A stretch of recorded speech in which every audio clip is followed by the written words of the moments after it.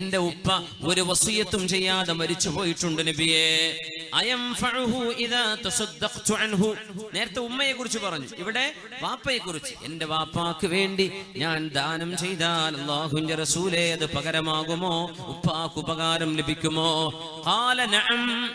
മരിച്ചു കിടക്കുന്ന ആള് ജീവിച്ചിരിക്കുന്ന കാലത്ത് ചെയ്ത പോലെയുള്ള കൂലി മക്കള് വാപ്പാക്ക് വേണ്ടി ചെയ്താൽ ഇതിന് കൂലിയുണ്ട്. മക്കളെന്ന് മാത്രമല്ല, വറസത്തിന്റെ വിഷയം ഗാലിബിലും അങ്ങനെയാണ്. സാധാരണഗതിയിൽ ഏറിയ കൂറും മയ്യത്തിന്റെ അടുത്ത ബന്ധുക്കളല്ലേ അവർക്ക് വേണ്ടി ചെയ്യൂ.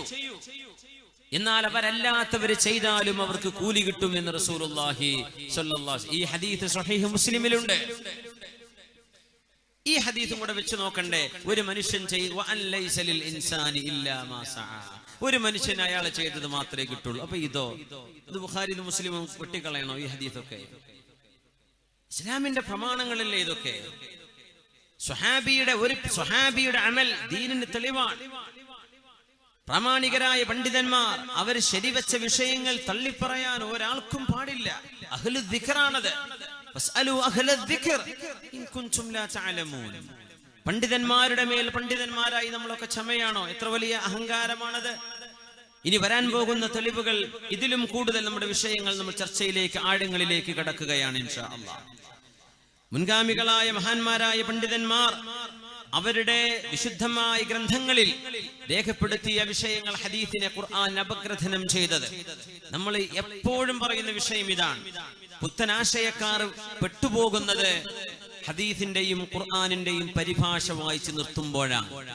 ആരെങ്കിലും എഴുതി വെച്ചത് വായിക്കല്ല. പ്രാമാണികമായ ഹദീസിന്റെയും ഖുർആനിന്റെയും ആധികാരികതയുള്ള പണ്ഡിതന്മാർ അവര് രേഖപ്പെടുത്തി കിതാബുകളൊന്നും എടുത്ത് പഠിക്കും. വെറുതെയുള്ള യൂട്യൂബ് നോക്കിയിട്ട് അവരത് പറഞ്ഞു, ഇയാൾ ഇത് പറഞ്ഞു, നിങ്ങൾ കിതാബ് എടുത്ത് പഠിക്കുക. എത്ര വിഷയം എത്ര എളുപ്പമാണ്. ഈ ഉമ്മത്തിനെ കൺഫ്യൂഷനിലാക്കരുത്. ചെയ്യുന്ന നന്മകൾ തിന്മയാണ് എന്ന് മനുഷ്യനോട് പറയുന്ന രീതിയിൽ നന്മകൾ ഇല്ലാതെയാവുന്ന പണി നിങ്ങൾ ചെയ്യില്ലെങ്കിൽ ചെയ്യരുത്. വേണ്ട. ചെയ്യുന്നവര് ചെയ്യുന്നത് പ്രമാണബലമുള്ള ഒരു വിഷയമാണെങ്കിൽ അത് തെറ്റാണെന്ന് പറയരുത്. അത്രേ ഞാൻ പറയുന്നുള്ളൂ. വേറെ സംവാദമോ അങ്ങോട്ടും ഇങ്ങോട്ടും അടിപിടിയോ ഒന്നുമല്ല ഇവിടെ വേണ്ടത്. ഒരു സത്യവിശ്വാസി ചെയ്യുന്ന അമലിന് ഇസ്ലാമിക പ്രമാണങ്ങളുടെ തെളിവുണ്ടെങ്കിൽ അതിനെ സംബന്ധിച്ച് ബിദ്അത്ത് എന്ന് പറയല്ല, കുഫർ എന്ന് പറയല്ല, ശിർക്ക് എന്ന് പറയല്ല. നിനക്ക് വേണമെങ്കിൽ ചെയ്തോ, നിനക്ക് തോന്നുന്നു എനിക്ക് വേണ്ട, നിങ്ങൾക്ക് സ്വാതന്ത്ര്യമുണ്ട്. പക്ഷേ അത് ചെയ്യുന്നവരെ സംബന്ധിച്ച് ബിദ്അത്ത് ചെയ്യുന്നു എന്ന് പറയരുത്. ഇതാണ് ഇനി പറയാൻ പോകുന്ന വിഷയങ്ങളിൽ എനിക്ക് നിങ്ങളോട് അപേക്ഷിക്കാനുള്ളത്. അത്രേ വേണ്ടു. ഈ പ്രമാണങ്ങൾ ഒന്നുകിൽ നിങ്ങൾ ഇത് ഇല്ല എന്ന് പറയണം, അല്ലെങ്കിൽ തെറ്റാണെന്ന് പറയണം. അതിനുള്ള ധൈര്യം ഉണ്ടാവുമെന്ന് എനിക്ക് തോന്നുന്നില്ല. മയ്യത്തിന് വേണ്ടി നോമ്പ് നോൽക്കണം റസൂലുള്ളാഹി ഞങ്ങൾ പറയാം. മയ്യത്തിന് നോമ്പ് നിർബന്ധമായ നോമ്പ് കടമായിട്ട് ബാക്കിയായി പോയിട്ടുണ്ടോ? മയ്യത്തിന്റെ അനന്തരാവകാശികൾ ഉമ്മ നോമ്പൊൽക്കാതെ മരിച്ചിട്ടുണ്ട്. ഉമ്മയുടെ ഒരുപാട് നോമ്പ് ഖളാ ഉണ്ട്. മക്കള് നോമ്പ് നോൽക്കണം. വാപ്പാക്ക് നോമ്പ് ഖളാ ഉണ്ട്. മക്കൾ നോമ്പ് നോൽക്കണം വാപ്പാക്ക് പകരമായിട്ട്. സജ്ജനങ്ങൾക്ക് നോൽക്കാം അവർക്ക് പകരമായിട്ട്. നോമ്പ് വീടും. അപ്പൊ ഒരു മനുഷ്യൻ ചെയ്യുന്നത് മാത്രമേ കിട്ടുള്ളൂ, വേറെ ആര് ചെയ്താലും കിട്ടും. ഈ പറഞ്ഞ ആയത്തിനൊക്കെ ഈ ഹദീസിന്റെ സാരങ്ങൾ കൂടെ മനസ്സിലാക്കിയിട്ട് വ്യാഖ്യാനിക്കാൻ പറ്റുള്ളൂ. എന്തുകൊണ്ട്? വിശുദ്ധ ഖുർആനിന്റെ ആശയങ്ങൾ പരിഭാഷ വായിച്ച് മാത്രം ഇരിക്കാനുള്ളതല്ല. നബിയേ, വിശുദ്ധ വചനങ്ങളുടെ വ്യാഖ്യാനം നിങ്ങൾ പറഞ്ഞു കൊടുക്കണം റസൂലേ. അതിന്റെ അർത്ഥം എന്താ? ഹദീസും കൂടെ പഠിക്കണം. ഖുർആൻ പഠിക്കണമെങ്കിൽ ഹദീസ് പഠിക്കണം. ഇത് എവിടുന്ന് കിട്ടി? ഖുർആൻ വ്യാഖ്യാനിക്കേണ്ടത് ആരാ? നബി തങ്ങൾ സല്ലല്ലാഹു അലൈഹി വസല്ലം. തങ്ങൾ പറയുന്നതാണ് ഹദീസ്. അതുകൊണ്ട് വിശുദ്ധ വചനങ്ങളെ തെറ്റിദ്ധരിപ്പിക്കുന്ന രീതിയിൽ ദുർവ്യാഖ്യാനം നടത്തരുത്. അല്ലാഹു തആല അറിയാതെ ചെയ്തു പോയതും അറിഞ്ഞു ചെയ്തു പോയതുമാണെങ്കിൽ തന്നെയും അല്ലാഹു പുറത്തു തരട്ടെ. ഹബീബായി തങ്ങൾ പറയുന്ന ഹദീസ്, മൻ മാത വഅലൈഹി സുയാമുൻ സാമ അൻഹു വലിയുഹു. ആരെങ്കിലും മരണപ്പെടുകയും അവർക്ക് നിർബന്ധമായ നോമ്പുണ്ടാവുകയും ചെയ്തിട്ടുണ്ടെങ്കിൽ ആ മരിച്ച മയ്യത്തിന്റെ അവകാശികള്, ആ മയ്യത്തിന്റെ ഏറ്റവും അടുത്ത ബന്ധുക്കൾ മയ്യത്തിന് പകരമായി നോമ്പ് നോൽക്കണം എന്ന് റസൂലുള്ളാഹി സ്വല്ലല്ലാഹു അലൈഹി വസല്ലം. യാ അല്ലാഹ്. ഇമാം ബുഖാരി മുസ്ലിം തങ്ങൾ കൊണ്ടുവരുന്ന ഹദീസ്, അബൂ ദാവൂദ് സുനൻ, മഹാനായ ഇമാം നസായി റഹ്മത്തുള്ളാഹി അലൈഹി, ഇമാം ബുഖാരി ഇമാം മുസ്ലിം രണ്ട് മഹാന്മാരും കൊണ്ടുവന്ന ഹദീസാണിത്. മയ്യത്തിന് നോമ്പുണ്ടോ? ബന്ധുക്കൾ നോമ്പ് വീട്ടണം, ഖളാ വീട്ടണം. ഇല്ലെങ്കിൽ ഉമ്മാന്റെ കടം വീടൂല, വാപ്പായുടെ കടം വീടില്ല. ബന്ധുക്കൾക്ക് അത് നിർബന്ധമാണ്. മൻ മാത വഅലൈഹി സിയാമുൻ സാമ അൻഹു വലിയുഹു. ആരെങ്കിലും മരിക്കുകയും അവർക്ക് നോമ്പ് നിർബന്ധമായ നോമ്പുണ്ടാവുകയും ചെയ്തിട്ടുണ്ടെങ്കിൽ അവരതിന് പകരമായിട്ട് ബന്ധുക്കൾ നോറ്റുകൊടുക്കണേ. പകരം ചെയ്താൽ കൂലി കിട്ടും എന്നതിന് തെളിവ് ഇത് മാത്രം പോരെ. നമ്മുടെ അമൽ നമുക്ക് അവകാശപ്പെടുന്നതാ. നമ്മളൊരു അമൽ ചെയ്താൽ നമുക്ക് അവകാശമായി ആ സംഭവം, അത് നമുക്ക് ആർക്ക് വേണമെങ്കിലും കൊടുക്കാം. ഈ ഒരു ഖിയാസാണ് അലിമികൾ കൊണ്ടുവരുന്നത്. ഈ തെളിവുകൾക്കൊക്കെ പുറമെ നമുക്ക് നമ്മുടെ കയ്യിൽ പൈസ ഉണ്ട്, 100 രൂപ ഉണ്ട്, അത് നിങ്ങളുടേതാണോ? നിങ്ങൾക്ക് മിൽക്കുണ്ടോ? നിങ്ങൾക്ക് സദഖ ചെയ്യാം, ദാനം ചെയ്യാം. വേറെ ഒരാളുടെ കിഷനെടുത്ത് കൊടുക്കാൻ പറ്റില്ലല്ലോ. നിങ്ങളുടേത് നിങ്ങൾക്ക് കൊടുക്കാം. നിങ്ങളൊരു അമല് ചെയ്താൽ അതിന്റെ കൂലി നിങ്ങൾക്കാണ്. അത് പറയാം, അല്ലാഹുവേ, എന്റെ ഈ ഫാത്തിഹ ഞാൻ ഓതിയത്, യാസീൻ ഞാൻ ഓതിയത്, ഖുർആൻ ഓതിയത്, ഖതം തീർത്തത് ഞാൻ എന്റെ ഉമ്മാക്ക് വേണ്ടി ഹദിയ ചെയ്യാൻ, അല്ലെങ്കിൽ ഇവിടെ മറവ് ചെയ്യപ്പെട്ട് കിടക്കുന്ന മഹാനായ ഖാലി ഹസൈനാർ തങ്ങളുടെ പേരിൽ ഞാൻ ഹദിയ ചെയ്യുകയാണ്. നിങ്ങൾ ആർക്കും ഹദിയ ചെയ്യാം. അതിലൊന്നും ശറയിൽ ഒരു വിരോധവുമില്ല. നിർബന്ധമാണോ? അല്ല, നിർബന്ധമുള്ള വിഷയമല്ല. നിങ്ങൾക്ക് വേണമെങ്കിൽ ചെയ്യാം.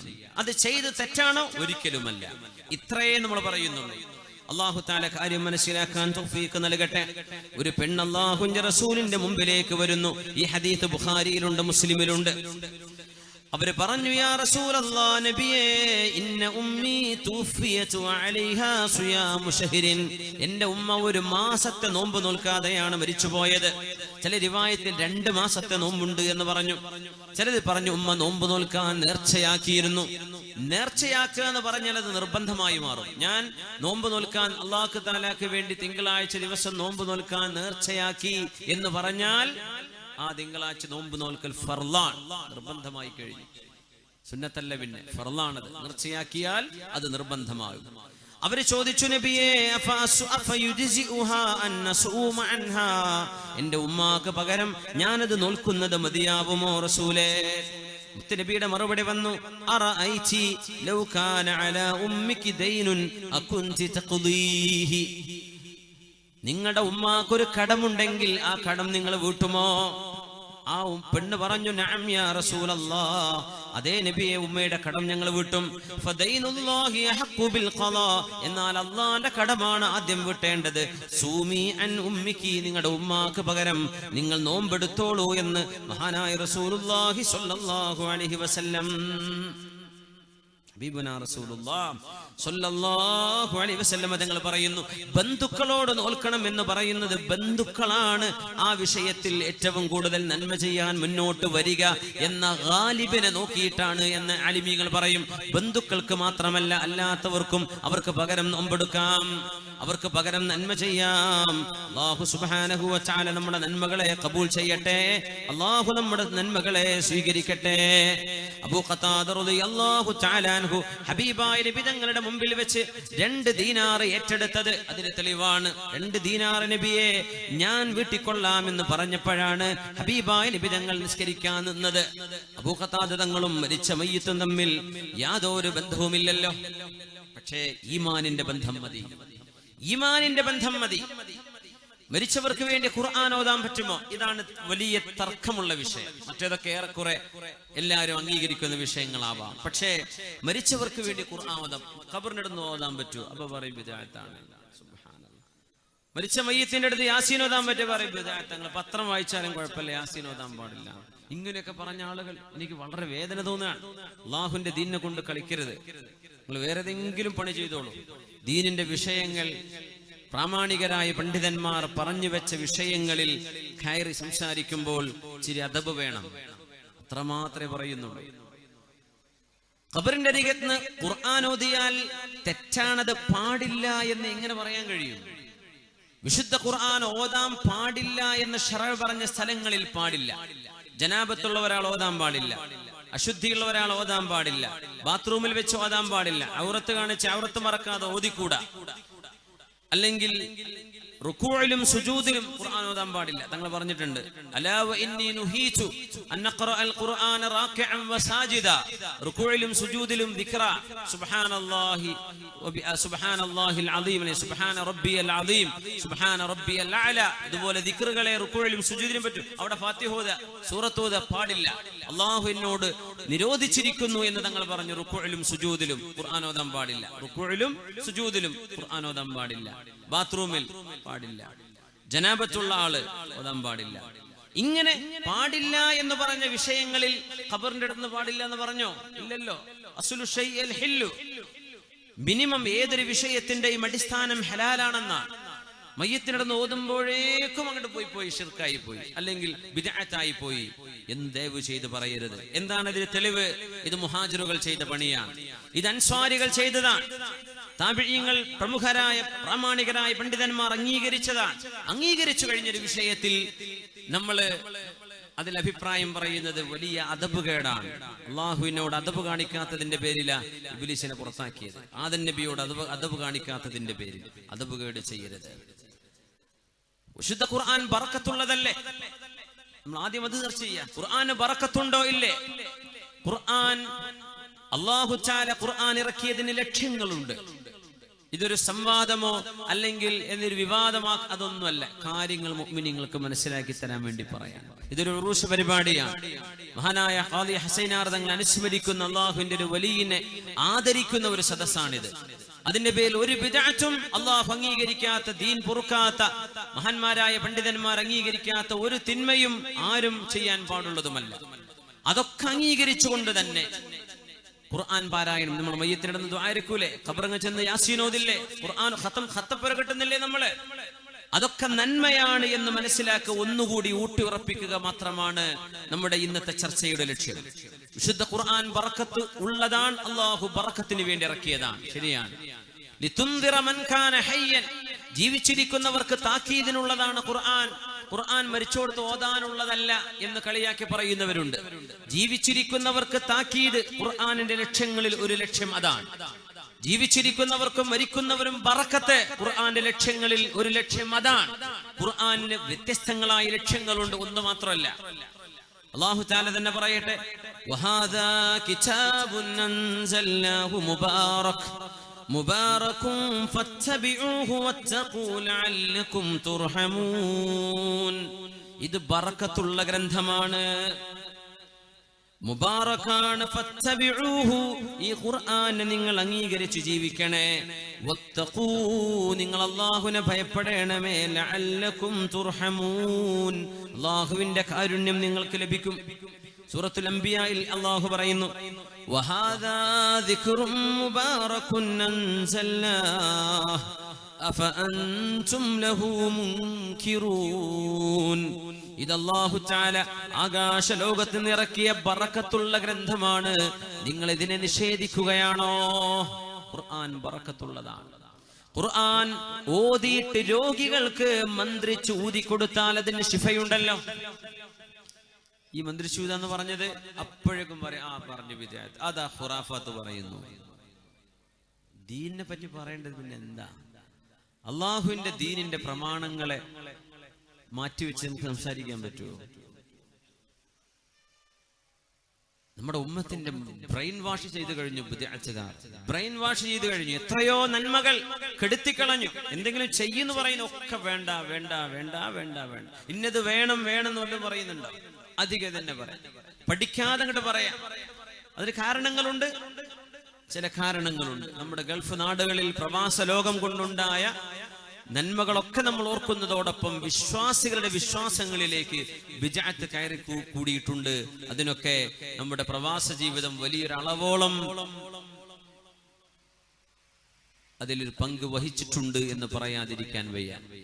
അവര് പറയുന്ന പ്രമാണങ്ങള് ശാഫിഈ മദ്ഹബിന്റെ പ്രമാണങ്ങളാണോ, അയിമത്തുകൾ അംഗീകരിച്ചതാണോ എന്ന് പോലും നോക്കാതെ ഹദീസും ആയത്തും, ഇവർക്ക് ഹദീസും ഖുർആനും തെളിവാണ്, മറ്റവർക്ക് അതും തെളിവല്ല. അങ്ങനെയല്ല. ഖുർആനും ഹദീസും ഇജ്മാഉം ഖിയാസും റഈസ് സ്വഹാബയും ഇസ്തിഹ്സാനും മസാലിഹുൽ മുർസലയും റഈസ് സ്വഹാബയും ഇതൊക്കെ പ്രമാണങ്ങളാണ്. ദീനിന്റെ അസുലുകൾ എന്ന് മനസ്സിലാക്കിയാൽ ഈ വിഷയമൊക്കെ വളരെ പെട്ടെന്ന് ക്ലിയർ ആകുന്നതേ ഉള്ളൂ.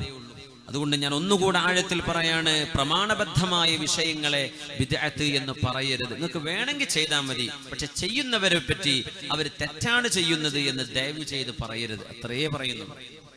വിശുദ്ധ ഖുർആൻ ഓതിയാൽ ബറക്കത്തുണ്ട് എന്നതിന്റെ ഒരു തെളിവ് ഇമാം ബുഖാരിയും മുസ്ലിമും രണ്ട് സ്വഹീഹിന്റെ ഗ്രന്ഥങ്ങൾ, അസഹുൽ കുതുബി ബഅദ കിതാബില്ലാ, അല്ലാഹുവിന്റെ കിതാബ് കഴിഞ്ഞാൽ പിന്നെ ലോകത്തെ ഏറ്റവും പ്രാമാണികമായ ഗ്രന്ഥം സ്വഹീഹുൽ ബുഖാരിയാണ്. ഇമാം ബുഖാരി തങ്ങൾ കൊണ്ടുവന്ന ഹദീസ്, അബൂ സഈദ് അൽ ഖുദ്രി റളിയല്ലാഹു അൻഹു പറയാ, ഞങ്ങളൊരു യാത്രാ സംഘം ഞങ്ങളൊരു വഴിയിലൂടെ യാത്ര പോകുമ്പോ ഒരു നാട്ടിലെത്തിപ്പെട്ട് ഭക്ഷണമില്ലാതെ വെള്ളം കിട്ടാതെ ഞങ്ങൾ വിഷമിച്ചപ്പോ ഞങ്ങൾക്ക് ഇച്ചിരി വെള്ളം തരുമോ ഭക്ഷണം തരുമോ എന്ന് ആ നാട്ടുകാരോട് ചോദിച്ചപ്പോ അവരെ തന്നില്ല. അബൂ സഈദ് അൽ ഖുദ്രി തങ്ങൾ പറയാം, ഫമറൂ ബിതരീഖിഹിം അലാ ഹയ്യിൻ മിൻ അഹ്യാഇൽ അറബ്. അങ്ങനെയാണ് അക്കൂട്ടത്തിലെ ഗോത്ര തലവനെ ഒരു പാമ്പ് കടിച്ചു. പാമ്പ് കടിച്ചതിൽ പിന്നെ എല്ലാ മരുന്നും പയറ്റി നോക്കിയിട്ട് അവർക്ക് ശിഫ കിട്ടാതെ വന്നപ്പോൾ ആ നാട്ടുകാര് സ്വഹാബികളോട് വന്ന് ചോദിച്ചു, ഹൽ ഫീകും റാഖ്, നിങ്ങളിൽ മന്ത്രി ചൂതി കൊടുക്കുന്നവരുണ്ടോ?